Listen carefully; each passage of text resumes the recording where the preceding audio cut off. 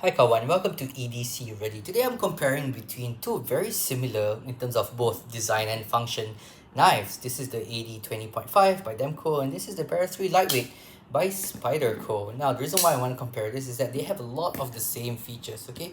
This is Aus10A, this is CTS BD1N, very similar steel. The blade length, it's kind of similar. This guy is 3.25 inches, this guy is 3 inches.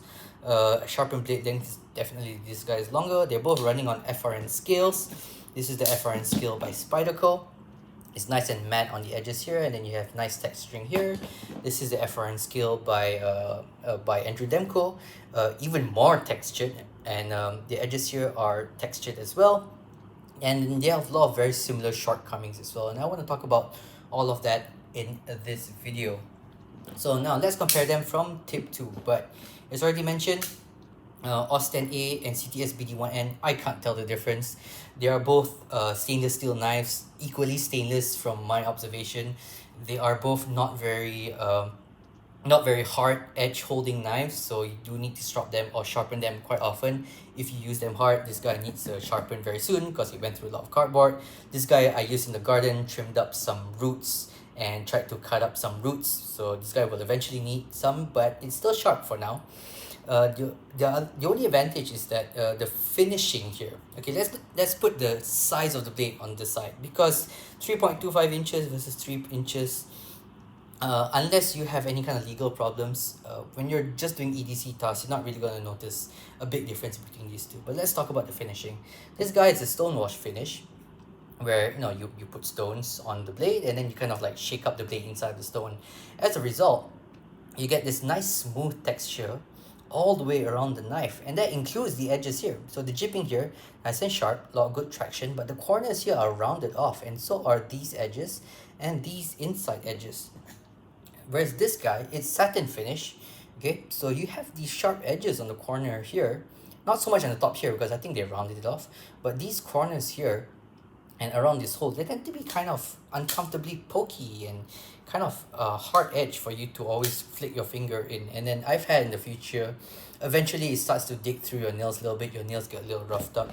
You don't really get that here because of these softened edges from the tumbling in the stonewash process.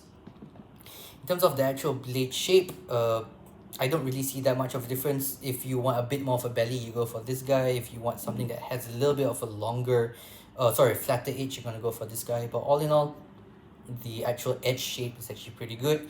The advantage about this guy is that it is going to be slicier because it is a flat grind, just like this guy, and the blade thickness does start pretty much maybe ever so slightly thicker than this guy. Let's check that out. See, now this has a blade thickness of 0.15, and then this guy has a blade thickness of 0.13. So this guy definitely a thinner blade stock, but because of the height of the flat ground, this guy actually comes to a much nicer, thinner edge than this guy. Now, there's a trade-off there. You are going to be able to hard use this blade a little bit more. You're going to be able to dig through the dirt or maybe cut through roots a little bit safer. But this guy is definitely the one you want if it's going to be slicier. So here's how I would define the two blades. This is going to be in terms of blade steel, they are very much equal, no complaints. Stainless, tough, easy to sharpen. This guy has a much better blade finish, okay? However, it is not as thick behind the edge. This guy is going to be a better slicer, but the blade finish is not as comfortable. And then you make the decision for which element or which feature is more important to you. Ergonomics, let's move back a little bit. This guy wins in ergonomics, no questions asked. This guy, Para3 Lightweight, actually has pretty good ergonomics, okay?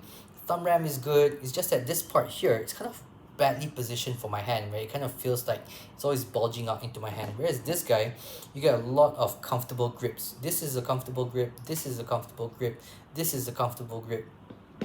So in terms of ergonomic, this guy definitely beats or defeats this guy. They do have very similar downfalls, which is like this. The inner part here is actually quite sharp, very similar with the Spyderco one. So they have very similar, like, unfortunate features, which is that sharp edge on the inside. But the advantage of this guy is that the top here has the bar here and has the back spacer, and as a result you don't get that sharp edge on the top here, so you don't really feel it as into your hand as you squeeze into it. Whereas this guy, you can definitely feel it as you squeeze into it. This part here kind of digs into your hand a little bit. So these are the differences. Ergonomics, this guy wins over this guy. Now, in terms of lock, I've always been a fan of the Spyderco compression lock. Spyderco compression lock is, in my opinion, the best lock in the market because of how simple it is. It is very strong. You have a little leaf blade here, a spring steel here that kind of pushes forward onto this tang, and then there's a little ramp there. See, there's angle, and then it pushes in that, causing the blade to rotate and hit that little stop in there, and then that's how the blade locks up. It's going to be very strong, and it's also very flicky, so very fidgety. You also get a great poppy detent because it does function like a liner lock on the top. So it has a really good lock, a very strong lock, very fidgety lock. Now this guy is no slouch either, extremely fidgety. It has this nice like mechanical sound. It has kind of like this ka-tonk, clunk, clunk sound that it has. However, the only downfall of it has two downfalls. Number one is it doesn't really have a poppy detent. It has what I consider a squishy detent because it uses a spring, so you get this kind of same feeling in a Benchmade bug out or the Vision FG from Civivi. It has this kind of springy detent. Now the advantage of that is that this guy actually, the lock itself sucks in the blade very high up, about 3 inches away, and it's already pulling it in. So it's very easy to close it up. Like you almost never like hang up in the middle. Like sometimes with this, see, you can hang up in the middle like that. And I've had knives, in fact, was it this knife? No, it was another Civivi where it didn't close like this, but I thought it closed, and then I just grabbed it like that, okay, and it like gave me one of the worst cuts I've ever had inside of my hand because it didn't close up like this. Now that's not going to be a problem here because it definitely sucks it in. Okay, so there is a safety feature there. Even if you try to flick this out, you can't. Now this one you can flick it out. It does take a lot of effort to flick it out though. So in terms of lock, the other advantage is that the compression lock is actually a lot simpler, and simple is good. Simple is easy to maintain. Simple means that there are less things to go wrong. There is a little spring in the back here. Let me show you how that spring looks like. You can also check out my disassembly video to learn how that looks like. Okay, so here's the spring. This very spring, when I tried to open up this knife, flung out, and I lost it for like almost a year until my cat found it in the kitchen somewhere.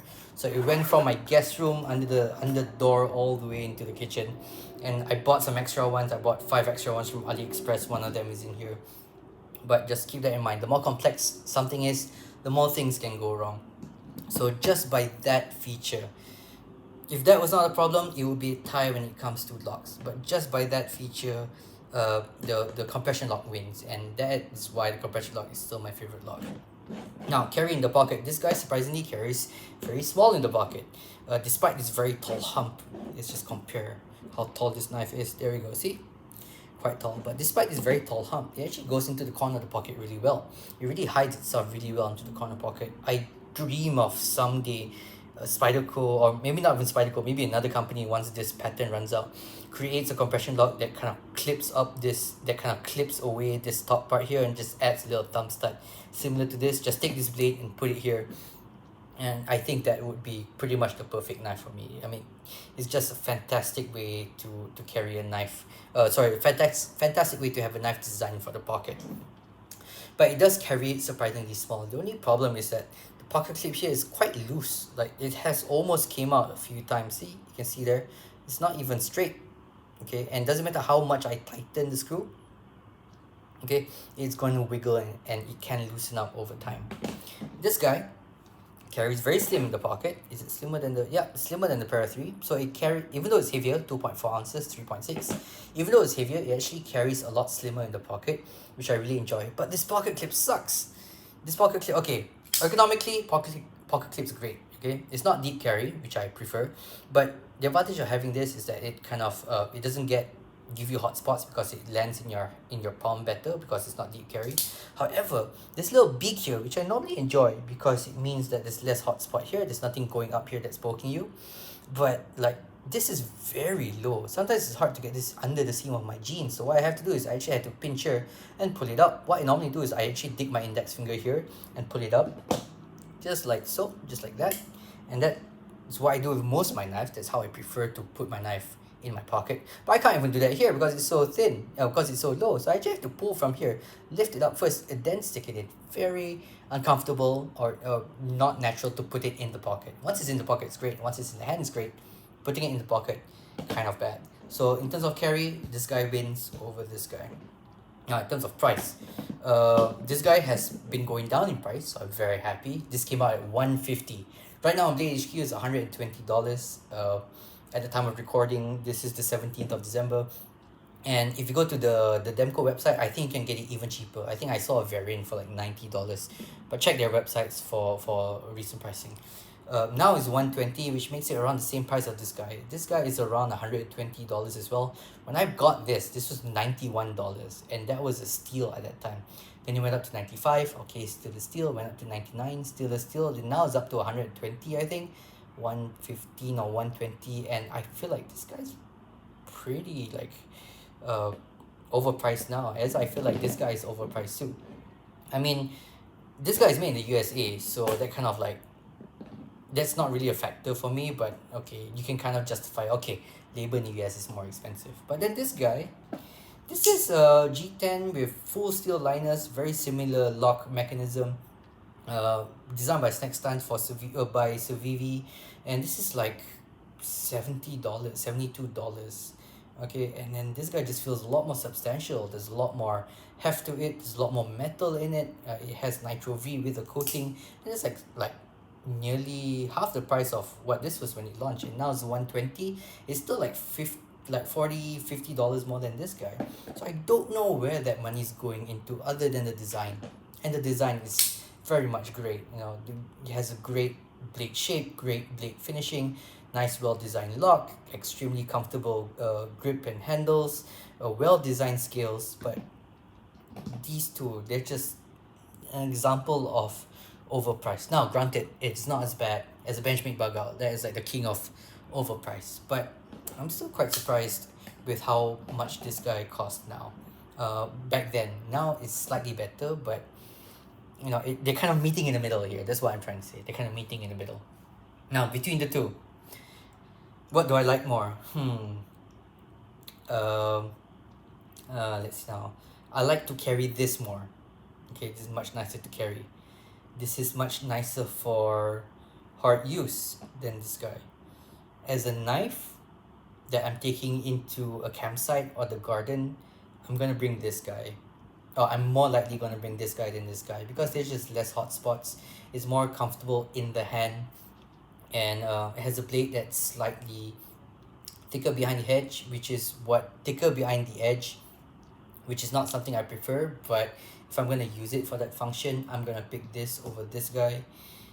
The advantage of this is that it's gonna be a slicier blade. So if I only had to keep one knife and my choice is between these two, I would keep this one. Okay, but because I have knives that I have designated as my slicey knife, okay, so I would need something a little bit more harder use, I'm gonna go for this guy. And then that's it. Yeah, that's it. So if I could only keep one knife, if I had to sell my entire collection and keep one of these two, it's gonna be this one. But because I have a collection and I have other knives that I can go to when it comes to slicey or ease of carry or whatever, I can keep that for that function, and then keep this guy for something harder use. In fact, these two will actually be a very good only two knife collection. Something very slicey, something very slim, a little bit gentleman-like, and then something that is more hard use. Okay guys, thank you so much. That was my comparison video, and as always, stay ready.